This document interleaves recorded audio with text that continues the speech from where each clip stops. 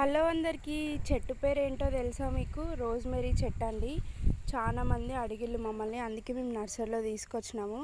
So దీన్ని అడుగుతున్నారు కానీ దాన్ని ఎట్లా తయారు చేసుకొని హెయిర్కి పెట్టుకోవాలక్క అని ఒక వీడియో తీశానని పెట్టమని చెప్పింది ఒక అక్క.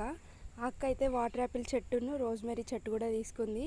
వాటర్ యాపిల్ చెట్టు అంటే అక్క గుర్తొస్తుందని నేను చెప్తున్నానండి.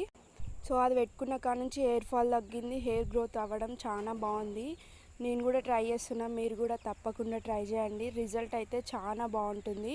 దీన్ని వాటర్లో బాయిల్ చేసి పెట్టుకోవచ్చు, అలానే వేడి నూనెలో కూడా వేడి చేసుకొని పెట్టుకోవచ్చు అండి. చాలా బాగుంటుంది. నేనైతే ఒక చెట్టు తీసుకొని పెద్ద కుండీలు వేసుకున్నా. సో మీకు మట్టి అయితే ఇంకా బెస్ట్ అండి. లేదు మేము కుండీలోనే వేసుకుంటామంటే పెద్ద సైజు కుండీలో వేసుకోండి. అలానే నేనైతే చిన్న కోకోనట్ ఆయిల్ అయితే తీసుకున్నాను, 20 రూపీస్ది.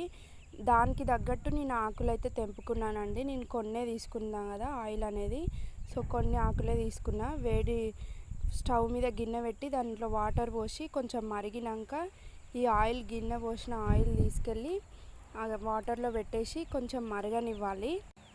మరగనిస్తే ఆ వేడికి అనేది మొత్తం నురుగ అవుతుంది ఆయిల్ అంతా.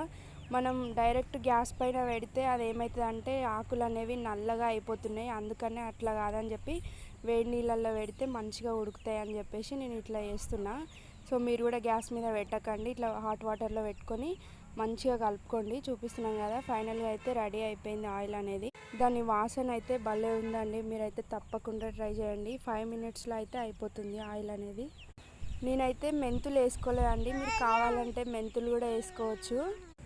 ఇది వాటర్లో బాయిల్డ్ కంటే ఆయిల్ అయితేనే చాలా బెస్ట్ అండి. ఎందుకంటే అది మనం రోజు నైట్ స్ప్రే చేసుకోవడం ఇబ్బందిగా అనిపించింది.